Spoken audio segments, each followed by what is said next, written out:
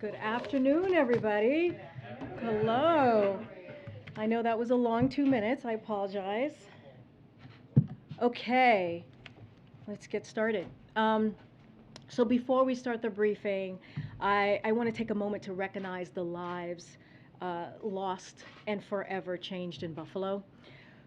Former Buffalo Police Lieutenant Aaron Salter, 55, is a hero, a security guard who engaged the suspect to save lives and was killed in the process. Ruth Whitfield, 86, was mother of Buffalo's retired fire commissioner, Garnell W. Whitfield. Ruth was the rock of the family, devoting her life to taking care of her 4 children and husband. Ruth was visiting the former commissioner's father in a nursing home as she did each day, and she stopped at the supermarket to buy some groceries. Catherine Massey, 72, was a well-known community figure who wrote for her local newspapers, assisted in elections, and dressed up in costume as Mr. Broccoli to teach local school children to eat right. Pearl Young, 77, was a substitute teacher and a true pillar in the community who volunteered at a church food pantry every Saturday. Hayward Patterson, 68, a driver and church volunteer. Hayward worked as a driver who gave rides to residents to and from the grocery store and would help with their groceries when he was killed. Celestine Cheney, 65, a grandmother to 6. Celestine had been visiting her sister, and they went to the supermarket because she wanted to get strawberries to make shortcakes, which she loved. Celestine prized her role as a grandmother, survived cancer, and was a regular churchgoer. Robert Drury, 32, a resident of the Syracuse area. She was at the supermarket to get food for dinner while in town visiting her brother. She always was the center of attention and made whole rooms smile and laugh, her sister said. Geraldine Talley, 62, was doing her regular grocery shopping with her fiancé on Saturday when she was shot and killed. According to her niece, Lakeisha Chapman, she was the person who always put our family reunion together and mother of 2 beautiful children. Andra McNeil, 53. Andra was going to the supermarket to get a birthday cake for her son when she was killed. Jahan Smith, McNeil's cousin, said he was a loving father and grandmother who used to check in on everyone. Margus D. Morrison, 52. Margus was a father of 3 and a Buffalo resident. We recognize their lives today and those lost affected by gun violence this weekend in Houston, in Southern California, Milwaukee, and communities across the country. And we honor the bravery of those in law enforcement who responded quickly and with professionalism in Buffalo and who risk their lives every day to protect and serve their communities. Tomorrow, as you all know, the President and the First Lady will travel to Buffalo to meet with families of the victims, first responders, and community leaders. They will comfort the families of the 10 people whose lives were senselessly taken in this horrific shooting, and they will express gratitude for the bravery of members of law enforcement and other first responders who took immediate action to try to protect and save lives. A couple more toppers for you here, items for at the top. In just under an hour, the President will host Prime Minister of Greece and a senior delegation, including their Minister for Foreign Affairs and Minister of National Defense, for a bilateral meeting. The 2 leaders will discuss the U.S.-Greece bilateral relationship, which both our governments agree is at a historical high point. The President and the Prime Minister will discuss our defense partnership efforts to bolster energy security while also combating climate change, our shared commitment to democratic values, and efforts to provide Ukraine with the support it needs to defend itself. The 2 leaders will also discuss ways to further expand the bilateral trade relationship and U.S. investment in Greece, where several U.S. tech and renewable energy companies have made significant investments. The President and the First Lady, Jill Biden, will then host the Prime Minister and his wife for a reception honoring the conclusion of the Greece's bicentennial year of March 25th. Also today, the administration announced an action plan to ease the burden of housing costs, taking a series of actions to address one of the largest items in a typical family's budget and one of the largest drivers of inflation in our economy. As President Biden has said, tackling inflation is his top economic priority. The best thing we can do to ease the burden of housing costs is to boost the supply of quality housing, including building more new homes and preserving existing federal support and market rate affordable housing. Today's action plan includes legislative and administrative actions that will help close America's housing supply shortfalls in 5 years, starting with the creation of preservation of hundreds of thousands of affordable housing units in the next 3 years. This is the most comprehensive all-of-government effort to close the housing supply shortfall in history, when aligned with other policies that the President has proposed to reduce housing costs and ensure affordability, such as rental assistance and down payment assistance. Closing the gap will mean more affordable rents and more attainable home ownerships for Americans in every community. Also today, we have a lot. Today marks 6 months since President Biden signed the Bipartisan Infrastructure Law. Since then, the team has hit the ground running to deliver results for communities across the country. In 6 months, the Bipartisan Infrastructure Law has already begun helping fight climate change, advancing environmental justice, boosting domestic manufacturing, strengthening critical links in our supply chain, and lowering costs for working families. To date, the Biden-Harris administration has announced over $110 billion to rebuild roads and bridges, modernize ports and airports, replace lead pipes to deliver clean water, and expand high-speed internet.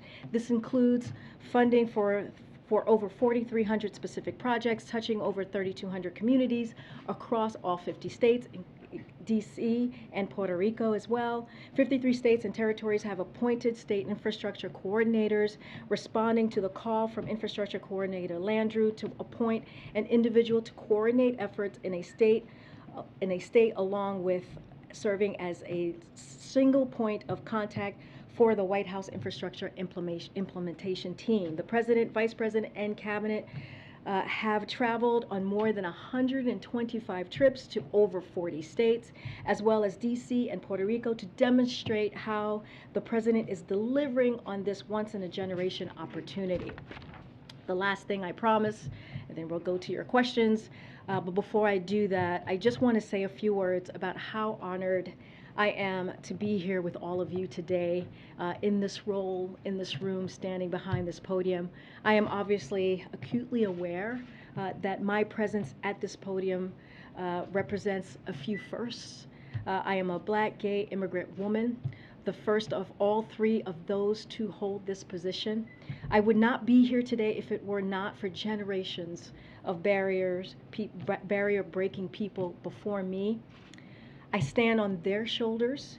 If it were not for generations of barrier-breaking people before me, I would not be here. But I benefit from their sacrifices. I have learned from their excellence, and I am forever grateful to them. Representation does matter. You hear us say this often in this administration, and no one understands this better than President Biden, which is why his administration is not only the most diverse in history, it is filled with barrier-breaking women and men, from the vice president to the cabinet secretaries, to his Supreme Court nominee, to senior staff throughout this administration. When I did my first briefing as principal deputy press secretary last year, almost a year ago, I said at this podium that this podium, this room, this building belong to the American people. We work for them. It's not about me. It's about them. It was true then, and it is very true indeed today. On Jen's first briefing, she made clear that the president's and her priority was to bring truth and transparency back to this briefing room. Jen did a great job at that, and I will work every day to continue to ensure we are meeting the president's high expectation of truth, honesty, and transparency. I also have tremendous respect for the work that you all do, which I know it's not easy. The press plays a vital role in our democracy, and we need a strong and independent press now more than ever. We might not see eye to eye here in this room all the time, which is okay. That give and take is so incredibly healthy, and it's a part of our democracy. And I look forward to engaging with all of you on that. With that, please kick us off. Thanks, Karine, and congratulations. While you've been here before, it's your first assistant press secretary, so in that vein, I just want to ask you, do you view your primary role here as speaking for the president and promoting his interests, or are you commit to providing the unvarnished truth to the American people so that they know what their government is doing on their behalf? I actually think that's hand in hand. I don't think there is any separation to that. As I said at the end of my opening here, the president believes in truth and transparency. That's what he expects from us. Clearly, we are here to talk about his platform and what he is doing to deliver for the American people. But he wants to make sure we're doing this in a transparent way, in a truthful way, in an honest way. Just on a housekeeping note, I know the pool has to gather at 3:30 for the event. I'm hoping you might be able to stay here and take questions from our folks. Absolutely. And then on a substantive note, this weekend's attack in Buffalo, the shooter's professed ideology echoed in some ways the hateful rhetoric espoused by the Charlottesville white supremacist protesters almost 5 years ago that motivated the president to run for this office back then, as he's often talked about. What more does the president believe he has to do and the country has to do to combat that sort of hatred? So let me just say, we still need to learn more about the motivation for the shooting as law enforcement does their work. But we don't need anything else to state a clear moral truth, right? Which is a racially motivated hate crime is abhorrent to the very fabric of this nation. Hate must not have a safe harbor. This is something that the president says very often, especially in these horrific incidents that we have seen time and time again. We must do everything in our power to end hate-fueled domestic terrorism, and we must reject hatred and extremism ideologies that seek to divide Americans whenever we find it in our society. It is antithetical to who we are as a country, and it fuels violence as well. Thanks, and congratulations also. In that vein, there's polling that shows 1 in 3 Americans believe in some element of replacement theory. You just spoke in very broad brushstrokes there. Are there specifics that this White House is willing to do, willing to take in order to stop this form of thinking from further seeping out of the fringe and into the mainstream? So, we're going to continue to call this out. As we have talked about many times, the president at every chance he's had when we've seen a violent attack like this that is, as we say, with hatred and racially motivated, he calls it out and calls it what it is. So one thing I do want to touch on is like domestic terrorism a little bit, which kind of hopefully touches on your question. We have been working to implement the government-wide national strategy to counter domestic terrorism, which President Biden directed his national security team to develop on his first full day in office, recognizing that that has evolved into the most urgent terrorism threat the United States faces today.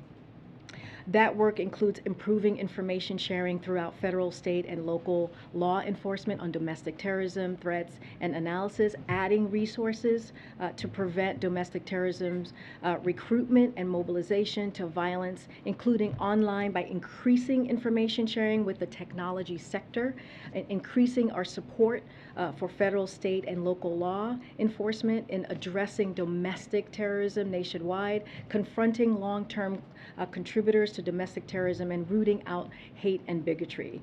This weekend's terrible events in Buffalo are just another vivid reminder of the urgency of that work and continuing to move towards that. But on this notion that immigrants and others are believed to be by some taking over and pushing white people out of positions of authority in this country, which is at the heart of so much of this terror that is being spewed online. Does the White House believe these views are being amplified by Tucker Carlson? Look, like I said, we are still figuring out the motivation of all of this, and we are very clear. Look, You know, as you all know, watching what happened in Charlottesville was a major factor in the president deciding to run, right? And back in 2017, you know, many of those dark voices still exist today, and the president is determined, as he was back then, and he is determined today, to make sure that we fight back against those forces of hate and evil and violence. So that's what we're going to keep doing. That's what we're going to continue to call out. But we reject hatred and extremism ideologies. But just in the interest, I apologize, in the interest of time, I know you've got to go, but are there elected officials that this administration views as threatening in this way? Yeah, it's what we're going to continue to do. Any one person, right? Doesn't matter who they are, who spews this type of hate, hatred. We're going to call out. We're going to condemn that. I'm not going to speak or call out any individual names. I'm saying that this is something that we need to call out.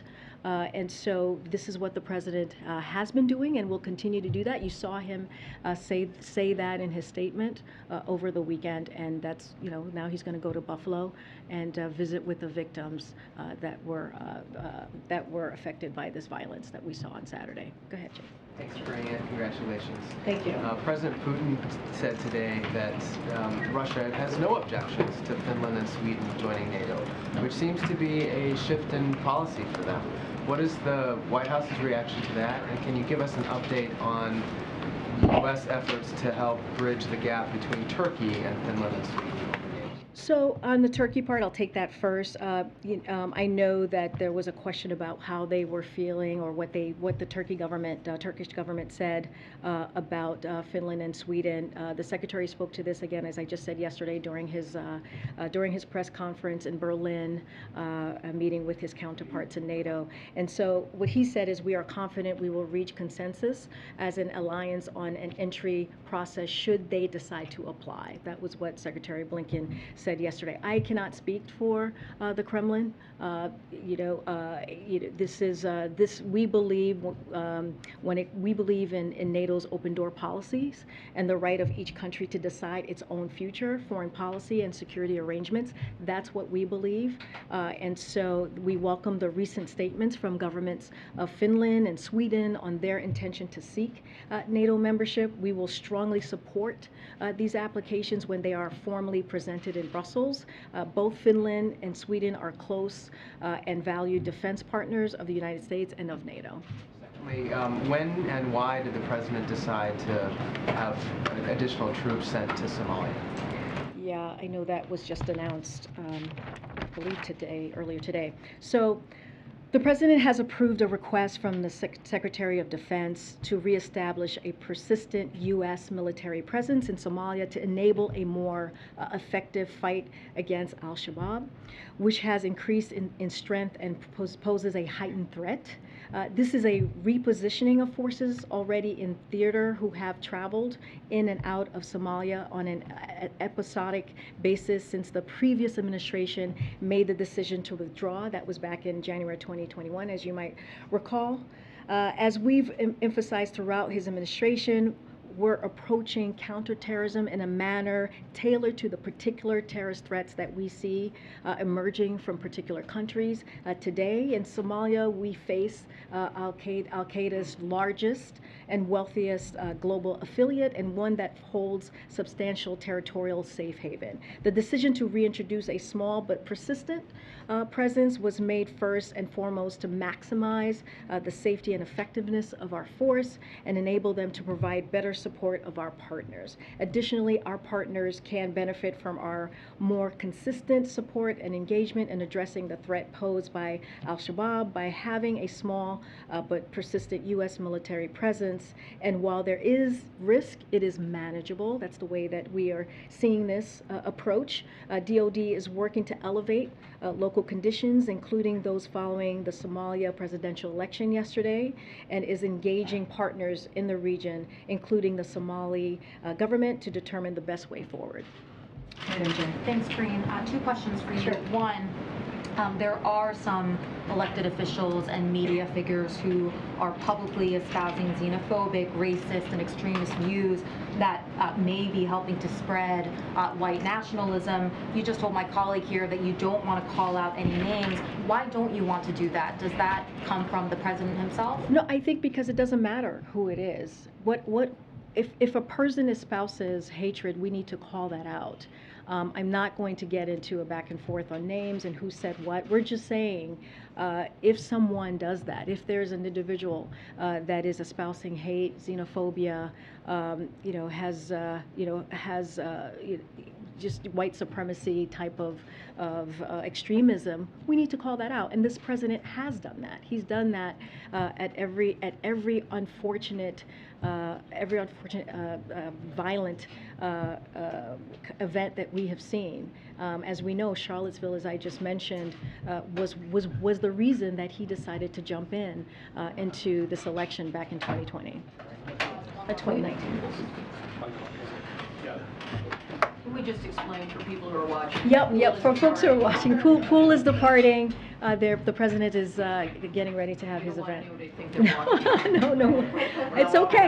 I mean, that would be a great first day.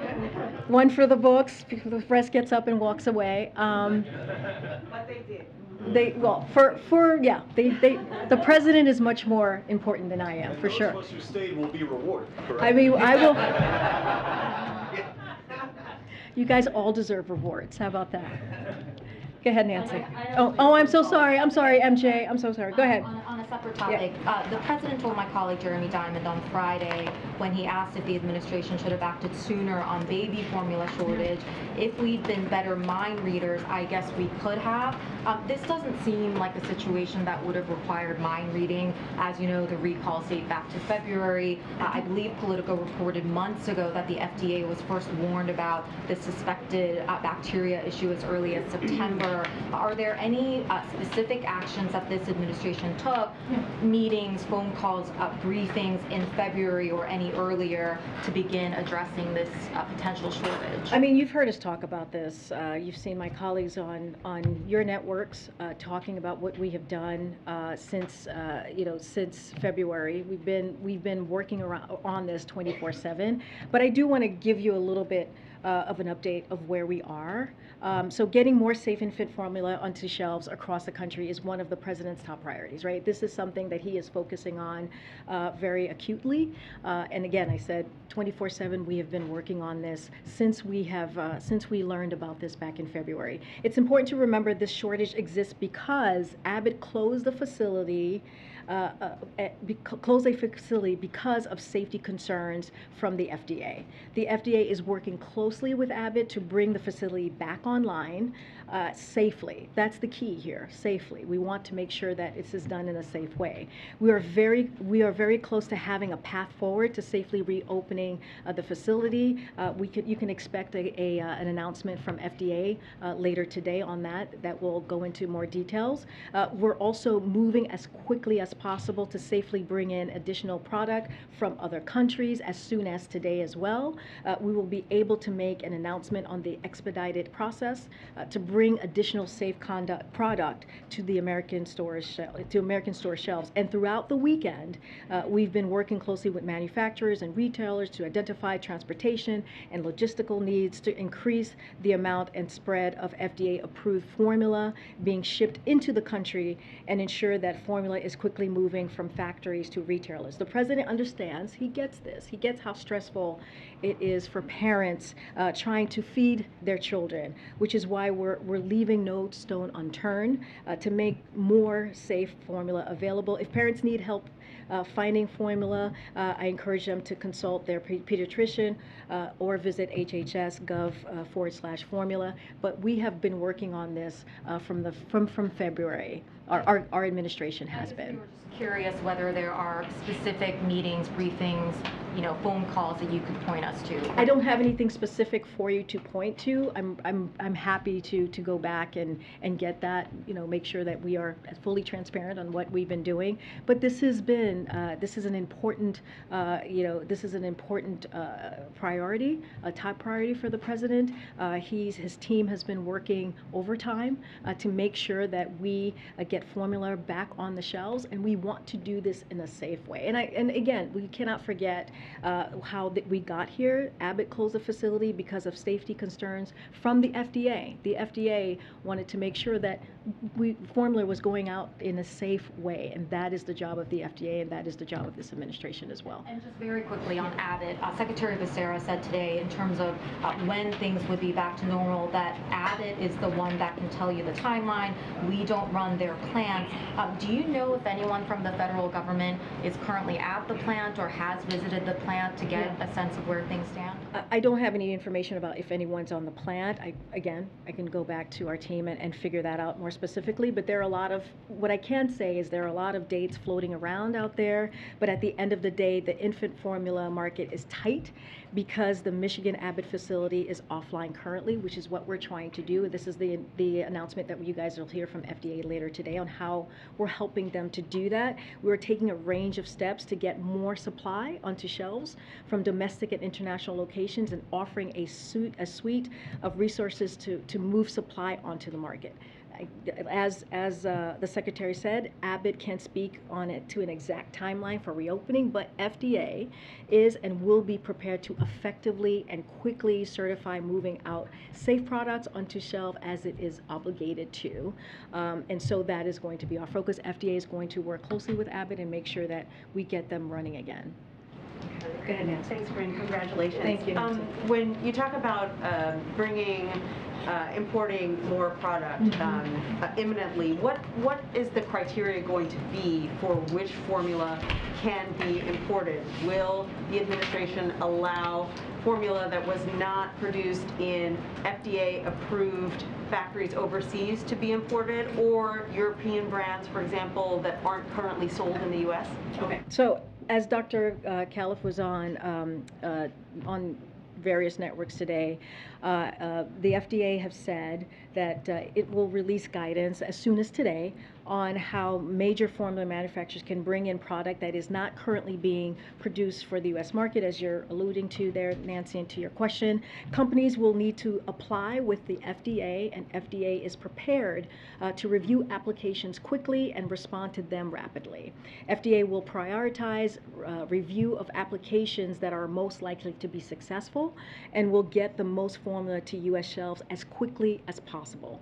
All companies will meet the FDA's gold standard for quality control, and only safe products will come to America's shelves, as the FDA commissioner said and explained in detail this morning.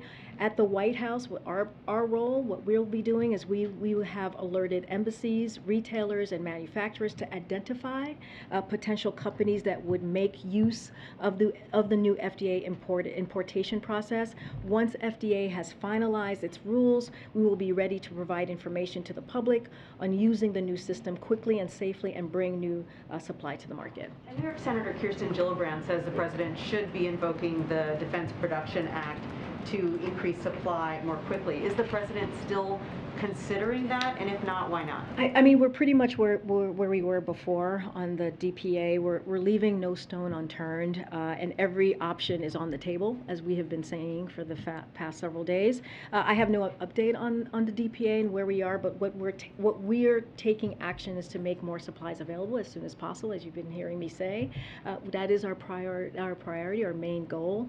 That's happening by increasing imports, as I just laid out how we're going to do that process, and working closely with manufacturers to help them quickly ramp up production. And so that's going to be our focus. And then finally, when you say that you're offering these retailers and producers more assistance, what kind of assistance are you talking about? What kind of assistance can the White House or the administration provide to get supply to store shelves more quickly? Yeah, we're talking about logistical needs and any technical help is what we were talking about. But since the president calls on Thursday to manufacturers and retailers, which we read out, the White House has been in close communication to follow up on those conversations. The White House is having ongoing conversations with the 4 major infant formula to work with them to identify transportation, logistical, and supplier hurdles to increasing production of formula at their U.S. and FDA-approved facilities,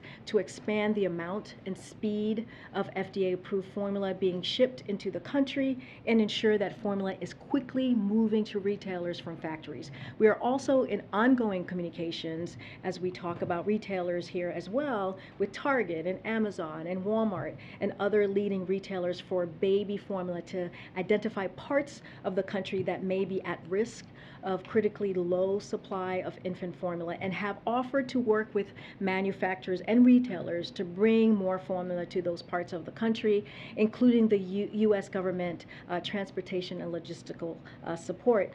Last, we are also contacting suppliers to infant formula manufacturers to inform them that their materials are critical for boosting U.S. infant formula production, and they should prioritize their production and delivery. So essentially, in short, we want them to know we're standing ready to provide the resources or support needed to move safely to get this to the shelves as soon as possible. Go ahead. Yeah, COVID cases are up 61% in the last 2 weeks. Hospitalizations are up almost 25%. Is the White House concerned that the pandemic has not moved on from us? I mean, look, Dr. Jha was here not too long ago. I think he very, very early in his tenure, he stopped by and answered all of your questions, and he said this is tricky, right, when it comes to COVID. And the thing that we have to remember, and we keep saying from here, is that people have to get vaccinated. They have to get boosted. That is the way to really start moving forward from COVID, and that's been the president's focus in putting together a comprehensive strategy to make sure that is happening. And that's why you've seen that success of more than 200 million people who have been vaccinated. And so we're going to continue to have that message. Again, COVID is tricky, right? This is a once in a generation pandemic, and so, but what we're going to continue to do is do the job of the federal government and make sure that we keep the American public as safe as possible and communicating on what we need to do to move forward. Just in terms of that communication, Dr. Jha did come here, but it was a while ago, and the regular COVID briefings with the CDC director and other health advisors have fallen off a cliff. What is your view on whether these briefings should be happening? Well, I think they will be happening. I don't have any update for you on that. Dr. Jha is happy to come back. I think he's asked to come back to the briefing to speak directly to you, to all of you. I'm sure that they will be having a briefing pretty soon. I don't have any list in front of me to read out to you, but yes, it is important to continue to communicate to the American public, and we're going to continue to do that. Go ahead. A couple questions on Buffalo. We understand that the shooter did purchase his guns legally, but he did have a history of mental health issues and was held for an evaluation last year. So does the White House believe he should have been prevented from owning a gun because of that history, and how does the administration propose doing so in the future? So just give me a second, because I really want to touch on this. It's really important. Our nation is facing a mental health crisis, so it's important to call that. One that is worsened by acts of violence like the one we saw in Buffalo that can traumatize communities, especially communities of color. And anyone seeking support in the wake of shootings like this should contact Disaster Distress Helpline at 1-800-985-5990. Help is available at 24/7, 365 days a week, day of a year, I should say. For people who are experiencing emotional distress related to any natural or human-caused disaster. We are committed to expanding access to mental health for all Americans. The American Rescue Plan made historic investment in mental health and substance use care, and in his first State of the Union, the President unveiled his vision for transforming mental health in the United States. His comprehensive strategy focuses on building a system that works for everyone by increasing the supply supply and diversity of the mental health workforce, connecting more people to care by lowering cost and other barriers, and creating environments that help prevent mental health problems and support recovery. While we are committed to this work, I want to also underscore that the overwhelming majority of individuals with mental health problems do not commit acts of violence. And so comments that make this about mental health only further stigmatizing mental health issues and detract from the other issues like gun violence that must be confronted in our society. So just want to make that clear that we are not stigmatizing. From owning a gun. I mean, look, this goes back to making sure that we have gun reform, right? This goes back to making sure that the president's going to continue to call on Congress to make that happen. And so, when it comes, I just wanted to make sure when we talk about mental health, we talk about it in its fullness. And like I said, not every not every individual that has a mental health problem commits acts of violence. So I just want to make sure that we don't stigmatize it. Take another one. Would Sure. the president support the death penalty for the shooter if he's eventually convicted? Look, this is being investigated by the Department of Justice. I don't have, it's not my place from here, this podium, to go beyond that. Okay. Yeah, regarding gun violence, does the president plan to use his remarks tomorrow in Buffalo to push for gun control and gun reform, or will that be a key part of what his message is tomorrow in Buffalo? So the president, is going to go. He really wanted to go to Buffalo. He made it sure that that he went there before he went to Asia. He wants to go there and comfort the people who went through this violence on Saturday, and wanted to offer some comfort and listen to them, talk to them, see how they're doing. And so that is going to be his priority with the First Lady. I don't want to get ahead of what he's going to say. I will let the president speak for himself when we get there tomorrow. To use this moment, though, to call on Congress to pass gun reform measures, or is there recognition that that's just not something that's possible right now in Congress? He's obviously pushed for these things here in the past during his first term in office. No, I think the president, as he's done for this past year, is going to continue to call for gun reform. That is not going to, that's not going to change. That is something that he has done this past year. Every time we have heard of this gun violence, our country is facing an epidemic on gun violence that is costing lives every day. We saw that in Buffalo, as we're talking about, and in examples every day that might not make the news, but tear up families and communities. This is a top priority for the president, and it's been throughout his career. I do want to say that what we saw in the country this weekend are an urgent reminder of how important it is to have confirmed leadership at AFT. So I want to take that moment to say AFT agents are playing a key role in the investigation in Buffalo, and they are risking their lives every day to combat domestic terrorism and crack down on gun traffickers, to keep our streets safe from violent crime. If the Senate wants to get their back, and they should confirm Steve Dettelbach to lead the agency. Dettelbach is a career prosecutor who was confirmed unanimously last time he was before the Senate. He was the support of former federal prosecution. He has the support of former prosecutors from both parties, including the team that prosecuted the deadly Oklahoma City bombing, domestic terrorism case. He has the backing of major law enforcement groups, including one that represents many of the rank and file ATF agents he's going to lead as ATF director. So that is something that is really important, that we make sure that we get that done, and we're calling on Congress to do that. Thank you. Karine, congratulations. It's nice to see you up there. Thank you. The president's Twitter account posted the other day, "You want to bring down inflation, let's make sure the wealthiest corporations pay their fair share." Mm-hmm. How does raising taxes on corporations reduce inflation?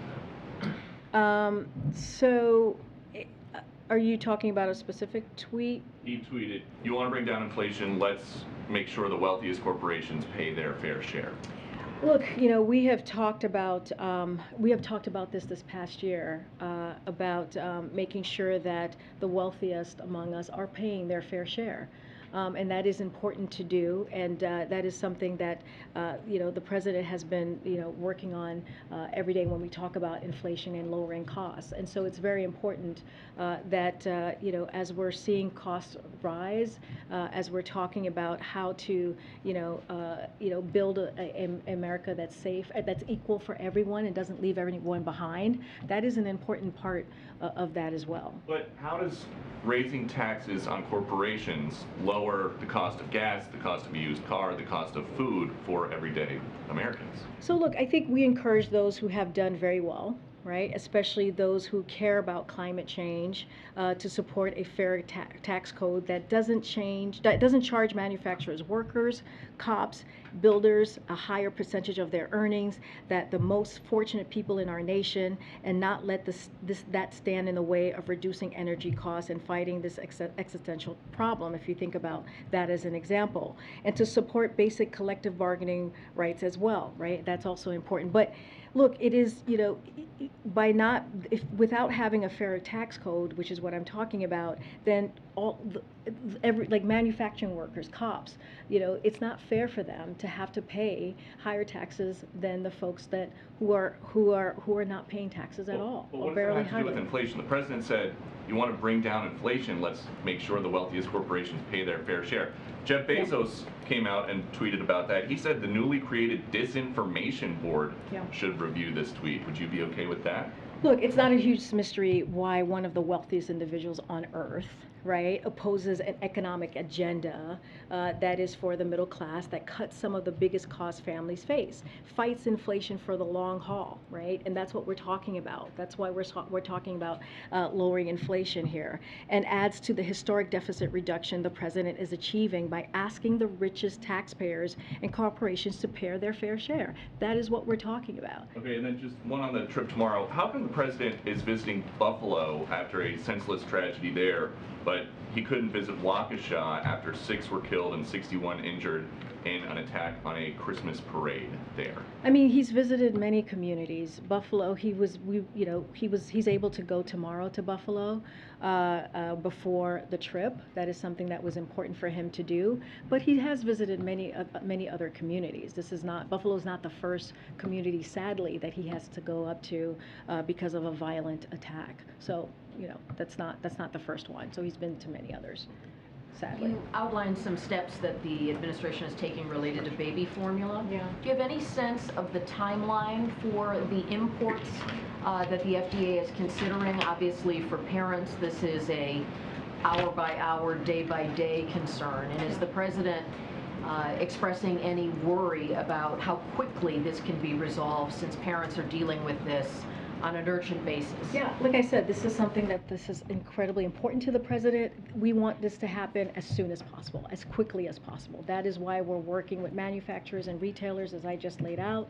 That's why FDA is working with Abbott to open up that facility. So we want to get this done as quickly as possible. And that's why we've been working 24/7 to make that happen. Do you have a sense of the timeline when FDA announces? Does that mean the production will be up and running in a matter of days? Do you know when imports would be approved? Yeah, I don't have a timeline on that. I know, again, we want to make this happen quickly. FDA, again, is going to be working with the Abbott facility. They're going to have an announcement later on how that's going to happen. They're going to work closely with them to make sure that we do it as quickly as possible. We know how urgent and important this is to parents who need to make sure that they have safe formula for their babies and infants. To the back. Go ahead. Thank you, Karine. 2 questions, please. Does the president see any link between the white supremacist theories, that like the replacement theory, and what he started calling ultra MAGA, or sometimes just refers to as extreme Republican politics? Does he see that as part of it? Well, look, I think what the president believes and has done is call it out. Right? I think, this is not about politics. This is about people's lives. What we saw on Saturday, and many times, you think about El Paso in Texas, you think about the Tree of Life in Pittsburgh, you think about the Pulse nightclub in Florida, the Mother Emanuel in South Carolina. These are events that are have been led by some dark forces that still exist today. And so it is important to call that out. We understand that there is still a lot of work to do. And so that is, when you talk about people's lives in this way, it's not about politics. It's about making sure that we're doing everything that we can, to uproot this evil that we're seeing, this hatred that we're seeing. And so that's what the president's going to continue to do, to make sure that we're working towards that. But when he talks about ultra-MAGA, as he started to a lot, would he include that in the bundle of what he considers ultra-MAGA? I mean, look, again, this is about the lives of people who were taken in a violent way, in an abhorrent way. And so the focus for the president is to make sure that we call this out. We call out white supremacy. We call out hatred. As I've said before, this is still being investigated. This is still being looked at.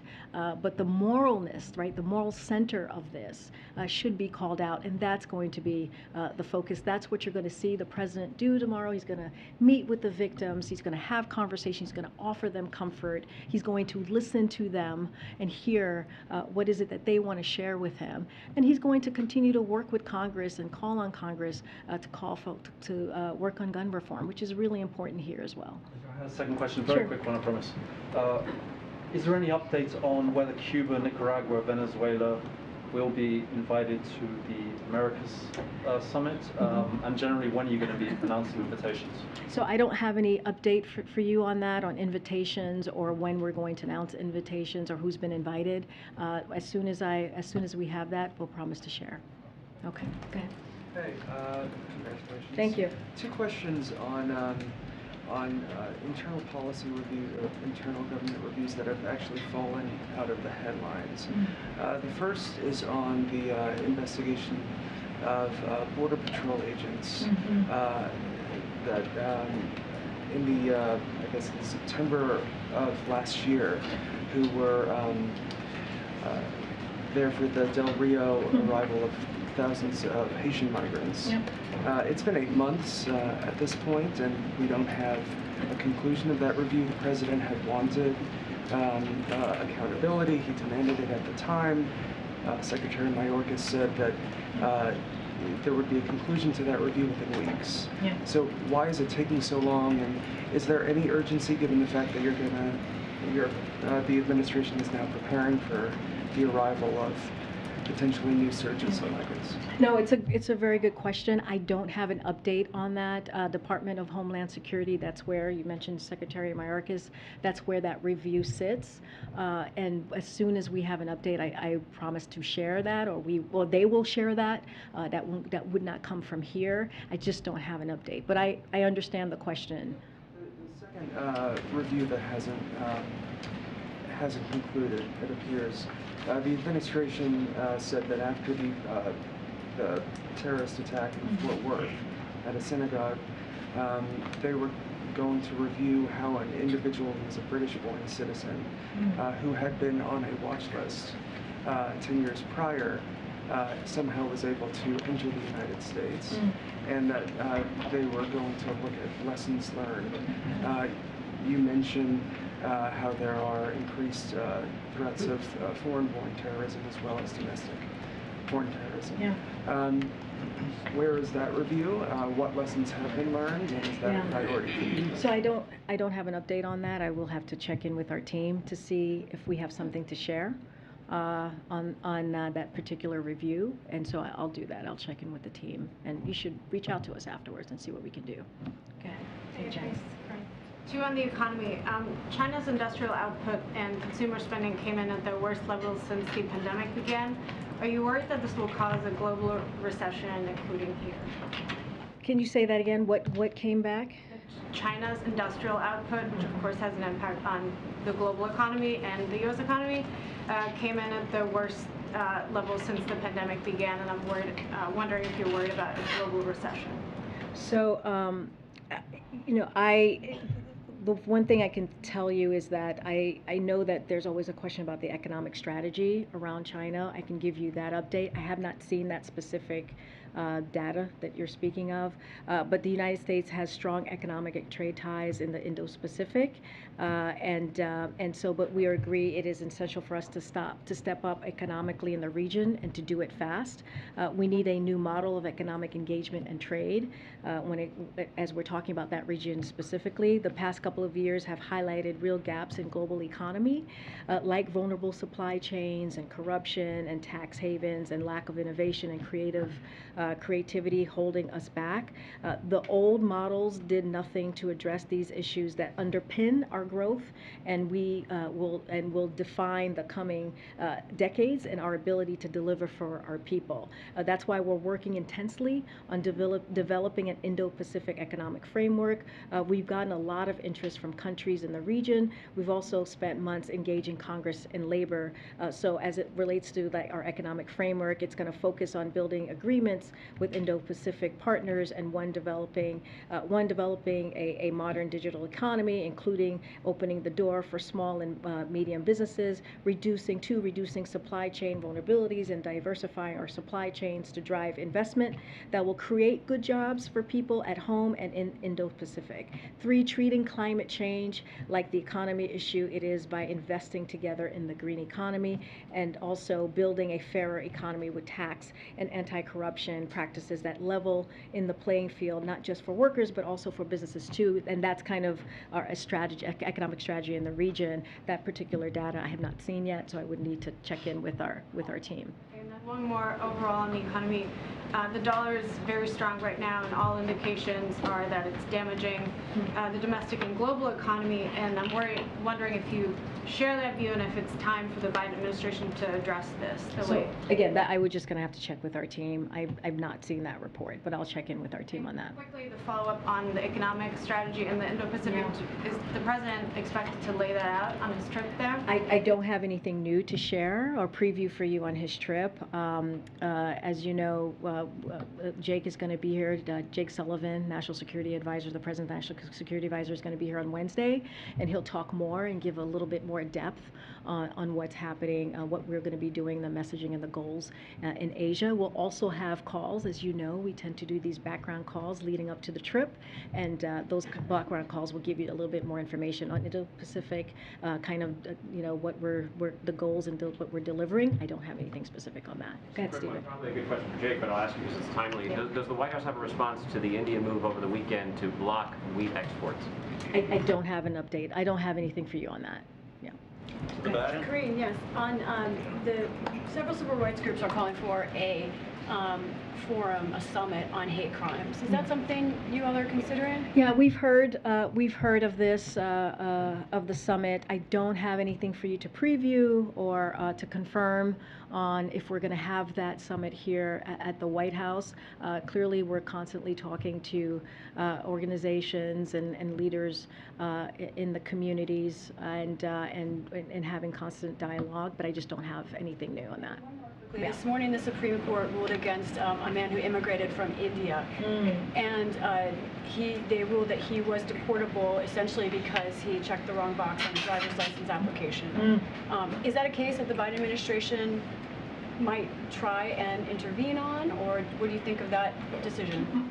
My guess is it's going to go to, that would be a Department of Justice to decide, not for us to decide on, and so I would refer you to DOJ. Go ahead. Thank you, and congratulations. Thanks. I was hoping you could offer a little more of an explanation about something you said earlier, where you said that though you did not want to call out by name individuals who have been espousing racist theories that could be fueling violence. I guess my question is, why not? Particularly if they're individuals who have very large platforms and theoretically carry a lot of influence. This would be people accused of doing so include the #3 Republican in the House and the host of the #1 cable news show on television. Why not call them out by name? I mean, look, what we saw on Saturday was devastating and horrific. It is what we want to do is making sure that we send a very clear message that hate must have no safe harbor. And we must do everything in our power to end hate-fueled domestic terrorism. And we must reject hatred and extreme ideologies that seek to divide Americans wherever we find it in society. It is antithetical to who we are as a country. And that is what we want to make sure that we're doing. It doesn't matter who it is. This is something like morally, the moral truth of this is that, it is a racial motivated hate crime, and it's abhorrent. And so that's what we need to call out. It doesn't matter who that is. And that's what we're trying to make clear here. We're not going to get into politics here about this. We want to make sure that we're calling out what we're seeing. These are people's lives. At the top of this, of the briefing, I talked about 10 people. 10 people who are doing what many of us might be doing on a Saturday. It's going shopping. I know I go to the supermarket with my 7-year-old very often. If it's not on a Saturday, it's on a Sunday before the week starts to get what we need for the week. I mean, this is what happened to everyday people from 20 years old to 86 years old. That's what we saw on Saturday. And so we need to call that out and do everything that we can to really deal with this issue. And we know we have a lot of work to do. But it matters to some, right? It does matter to some people who it is that's calling it out. And when you don't call out the individual, they feel as if you're backing away from the issue. No, but we're not. That's to the point. No, we're not backing. How are we backing away from the issue? Because you won't name Wait, who it is. But here's the thing. We're calling out what is happening. We're going to the heart of the issue, the hatred of the issue. Why, but I guess my point is, this is a president, right, who decided to run because of what he saw in Charlottesville, right? And he talked about the soul of the nation. And it was something that propelled him to jump into the 2020 primary because of what this showed, because it was, again, against who we are as a country, as he believed it to be. And so, it is something that is important to remember, and this is a president that calls it out every time we see this horrific violence. And it's not about, once you get into calling out people's names, then you move away from that issue, right? You move away from that issue. So that's why I'm not going to do that from here. I'm going to focus on, as I did when I started, the 10 lives that were murdered, everyday people doing everyday things, and that is why the president's going to Buffalo tomorrow. Go ahead, April.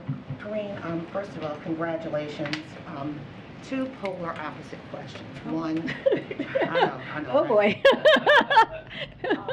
One on the issue Saturday, but I'm going to take it in another vein that you just mentioned. Yeah. The president ran on the issue of the soul of this nation. Yeah. Charlottesville. He speaks now of equity and inclusion. He's strengthened civil rights in DOJ. He's strengthened civil rights in other departments in this White House. Yeah. But where are the teeth when it comes to changing this hate that has been plaguing this nation since the inception of this nation? Where's the teeth that the people are expecting when it comes to these issues? And on the summit issue, is the White House looking at what Bill Clinton did? Mm-hmm. The precedent of having the race initiative. Mm-hmm. We brought people from all walks of life together to discuss issues of race, the browning of America. Is the president looking at that as well? And then I have another question. Oh, okay. Okay, stop there. Okay. This is a president that has been very clear about race in this country, right? When he walked in, he talked about the multiple crises that were facing us as a country. He talked about COVID, the economy, climate, and where we are with race.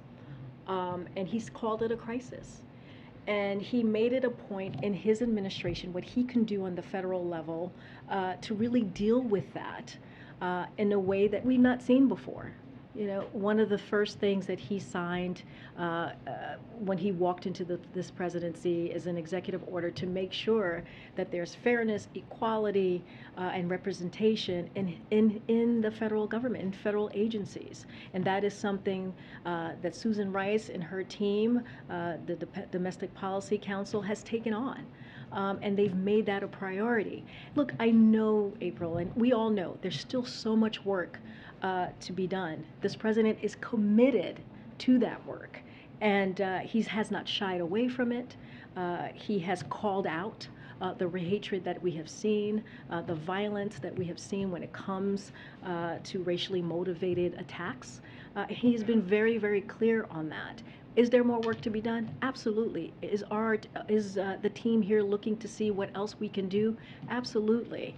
And so we're just going to continue to do that work. But I do want to say, tomorrow, the president wants to go to a community. He wants to grieve with them.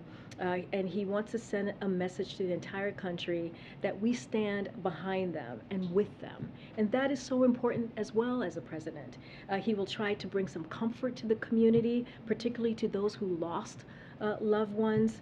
And, we hear him discuss some of things he said Saturday about the hate must have no safe harbor. You heard me say that. It's probably the third time I've said this in this briefing. And it really does. It doesn't in this country. And so any racially motivated hate crime is abhorrent to the very fabric of this nation. And so that's what you're going to see him do. And that is going to be the focus tomorrow.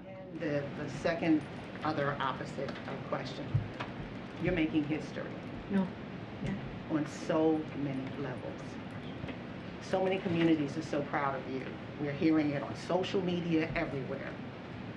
You're the first. What does that mean for the broader community, particularly Washington, white male dominated still, even though we had the first black president? The broader society that is majority does not look like you. No. What does this say? Because it's not window dressing.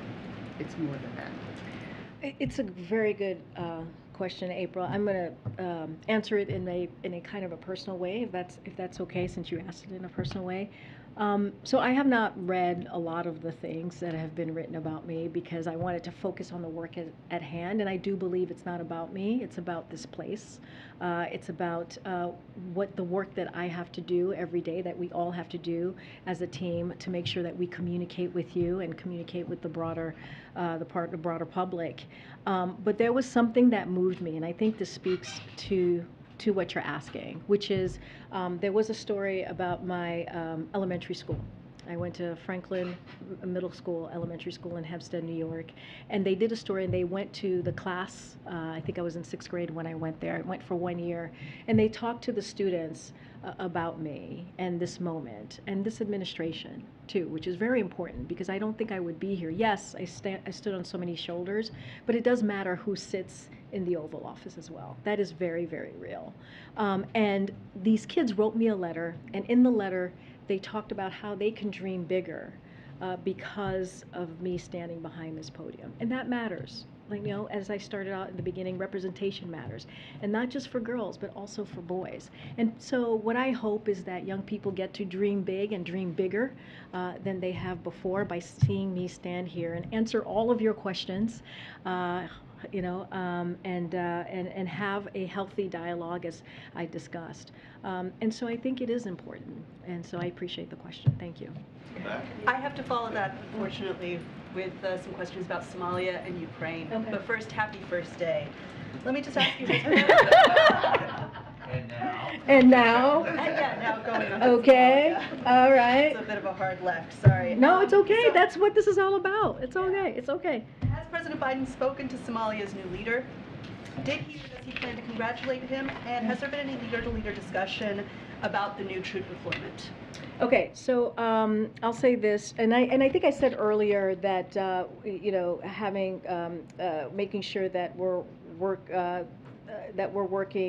engaging with partners in the region, including the Somali government. So I did say that about the announcement about what you're asking me here. But on the election, I want to get back to that. We congratulate the Somali people and their new president, who was sworn in last evening. As you know, Somalia now has an opportunity to focus on the political, economic, and security reforms necessary to advance the interests of the people of Somalia. We encourage their new president and all the Somalia's leaders to prioritize strengthening democratic governance and institutions, developing security forces to defeat terrorism, enacting economic reforms, and facilitating the delivery of humanitarian aid to the millions of Somalis suffering from devastating drought. We look forward to the timely formation of a new government and to partnering with with Somalia's leaders to achieve our shared goal to a peaceful, democratic, and prosperous Somalia. Move on to Ukraine. So have the two presidents spoken yet? I don't have a conversation or a call to preview for you. The president said he wants to go to Ukraine for a visit. Any movement on that issue? I know that, to your point, he wants to visit Ukraine clearly in the future, but there's no plans to go at all at this time, I should say. He sent Secretary Blinken and Secretary Austin to Kiev to demonstrate our unwavering commitment to Ukraine, and the First Lady, as you all know, went for Mother's Day to send an important message that the American people stand with the people of Ukraine. You know, the president, as you guys know, because we've read out some of these calls, speaks to President Zelensky and leaders around the world regularly as we organize the world's response to Russia's invasion. Thank you, Karine. Oh, okay. Thank you so much, guys. I'll see you on Wednesday. Hopefully I'll see some folks in Buffalo, and we'll do this again. Thank you all. Thank you. Thank you, everybody. All right. Thanks, guys.